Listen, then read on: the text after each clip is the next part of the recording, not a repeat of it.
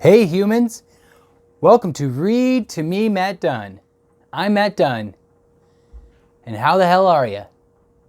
I hope you're good. Me, I'm pretty good. It's another casual day. As you can see, I'm in my casual wear. It's going to be a great day. We're going to read Pride and Prejudice. We are on chapter 40. It's an XL, a little bit extra large chapter. Chapter 40.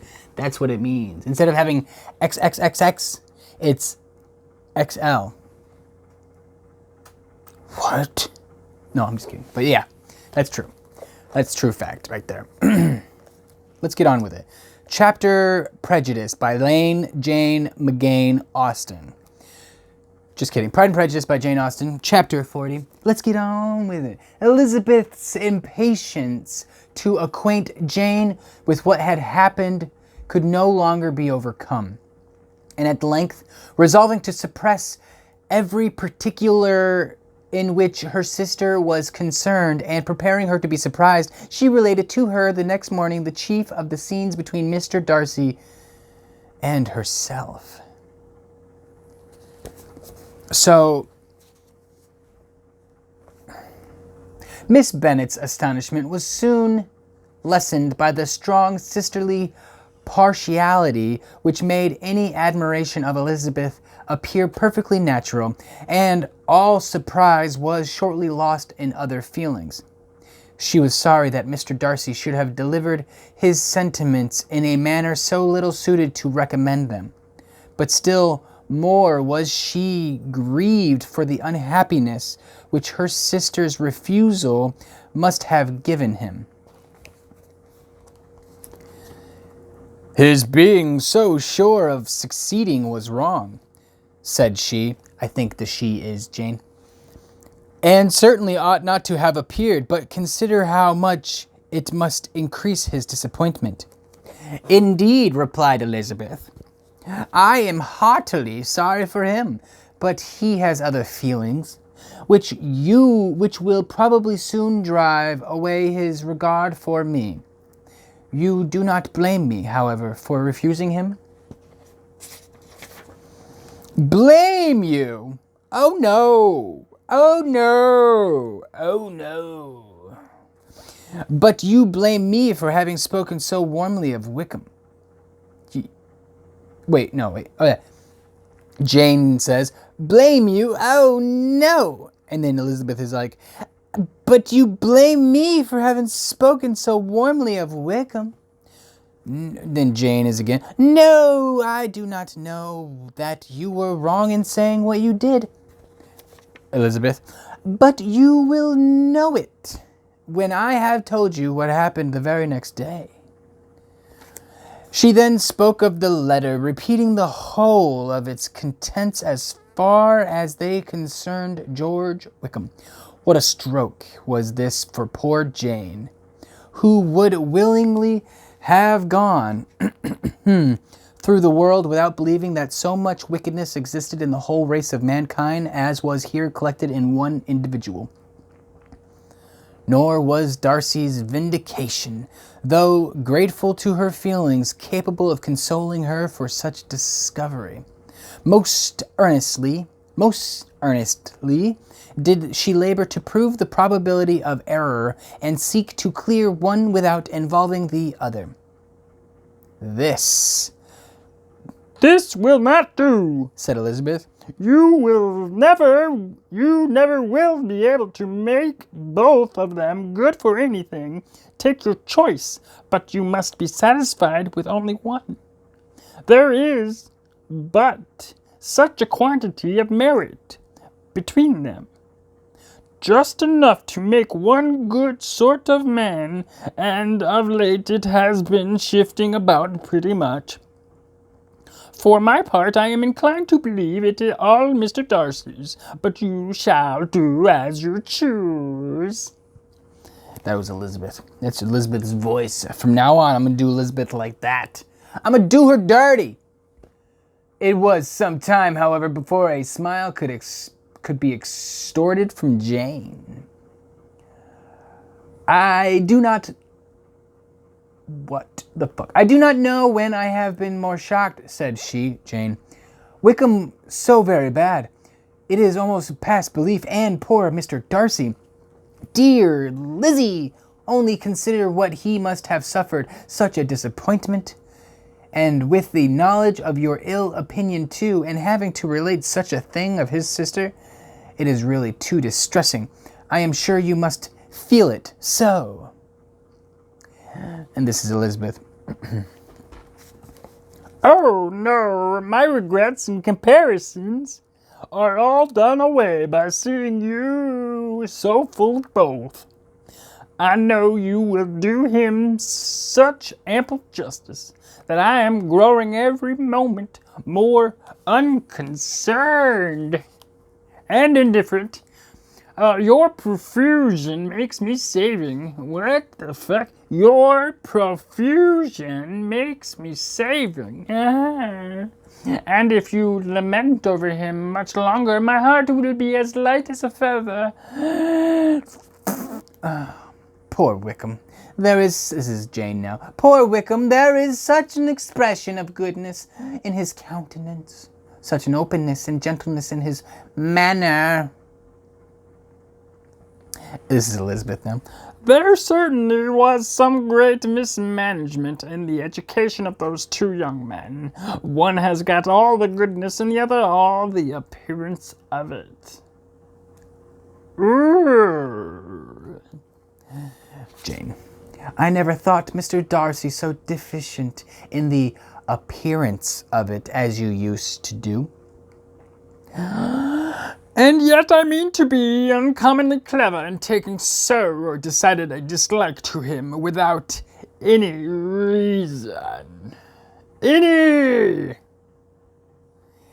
is such a spur to one's genius, such an opening for wit, to have a dislike of that kind. One may be continually abusive without saying anything just, but one cannot be always laughing at a man without now and then stumbling on something witty.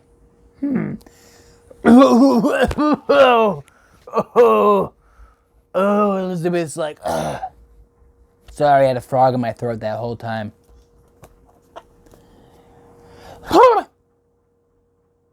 Witty. Lizzie. This is Jane now. Lizzie, when you first read that letter, I'm sure you could not treat the matter as you do now. She's all like, indeed, I could not.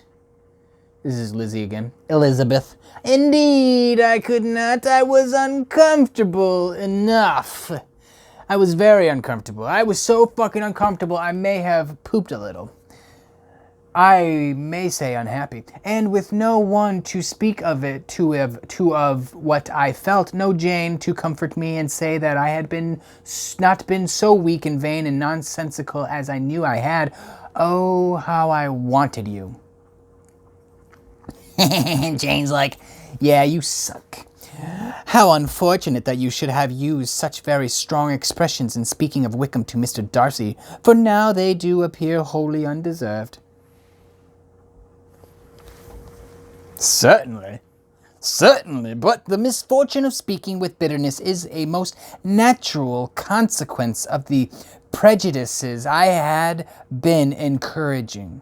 There is one point on which I want your advice. I want to be told whether I ought or ought not to make our acquaintance in general understand Wickham's character.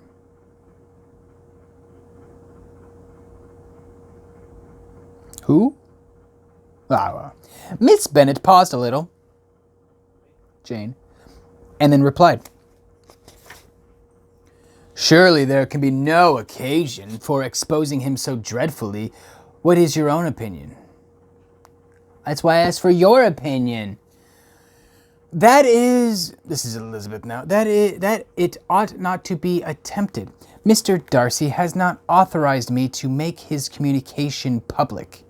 On the contrary, every particular relative to his sister was meant to be kept as much as possible to myself And if I endeavor to undeceive people as to the rest of his conduct, who will believe me? The general prejudice against Mr. Darcy is so violent that it would be the death of half the good people in Meryton to attempt to place him in an amiable light.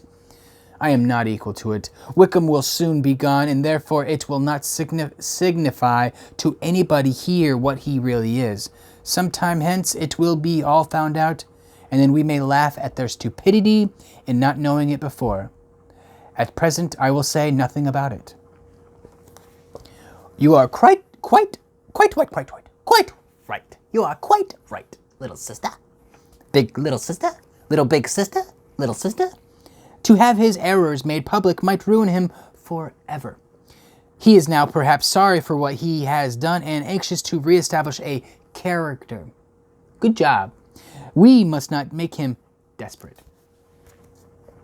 The tumult of Elizabeth's mind was allayed by this conversation.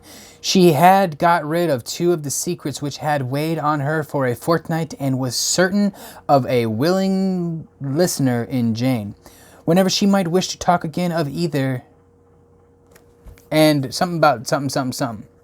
But there was still something lurking behind, of which prudence forbade the disclosure. She dared not relate the other half of Mr. Darcy's letter, nor explaining to her sister how sincerely she had been valued by his friend. Ooh. We all know what she's talking about. She's talking about Bingley. Bingley liking her, and then everyone pushed Bingley away, but Bingley really does like her.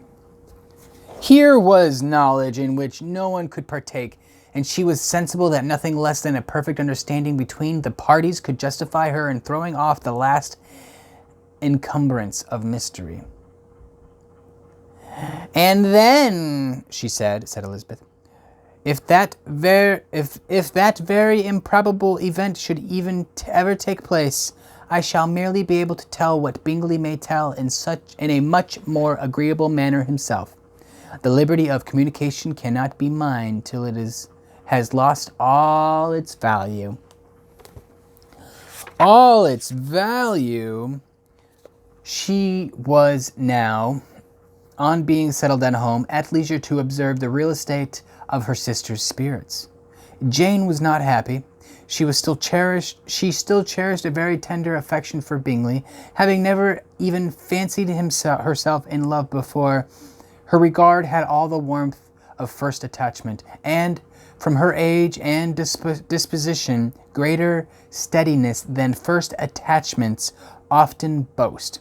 And so fervently did she value his remembrance and prefer him to every other man, that all her good sense and all her attention to the feelings of her friends were requisite to check the indulgence of those regrets which must have been injurious to her own health and their tranquillity. "Well, Lizzie," said Mrs. Bennet one day, "what is your opinion now of this sad business of Jane's?" I said Mrs. Bennet. So that's the lady of the house, the mother. She's the only fucking married one there. "Well, Lizzie," said Mrs. Bennet one day, "what is your opinion now of this sad business of Jane's?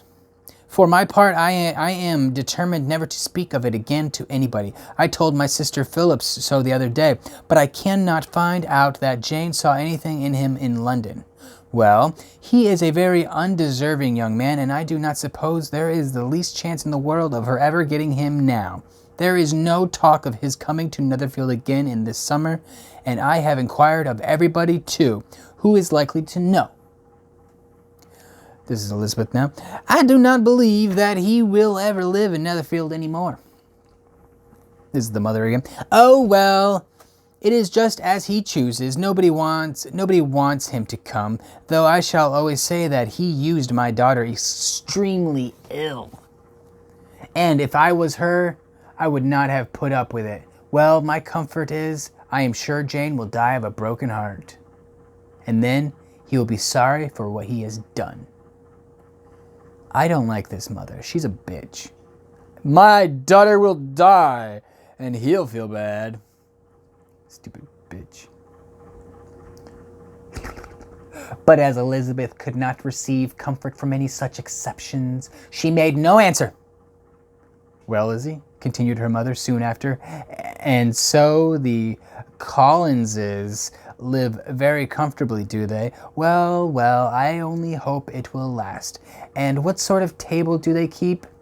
Charlotte is an excellent manager, I dare say. If she is half as sharp as her mother, she is saving enough.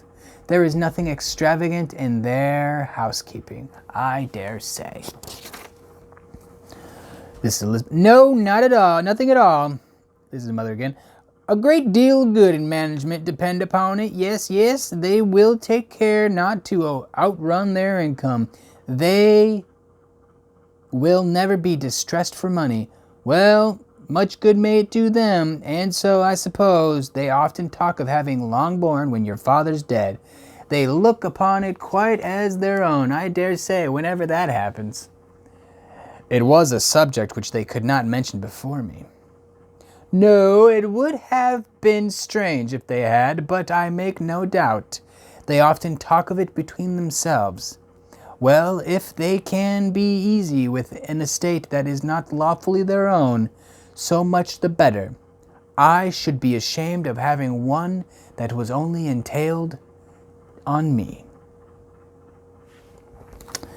And that was the end of this chapter. So Elizabeth tells Jane the greatness of the letter, but she leaves out the important details of Bingley. I wonder what's going to happen. Is she going to let her know? Let's find out. All right. If you like this video, please check out some more. Give me a thumbs up. Leave some comments down below. Subscribe and check out some more videos. And I just cannot wait until tomorrow. Hope I see you there. Right? And remember, be weird. Damn. Be weird, man. Be weird, girl. Be weird, anyone else. Any other genders. Be weird, all genders. All genders, you may be weird because being weird is okay.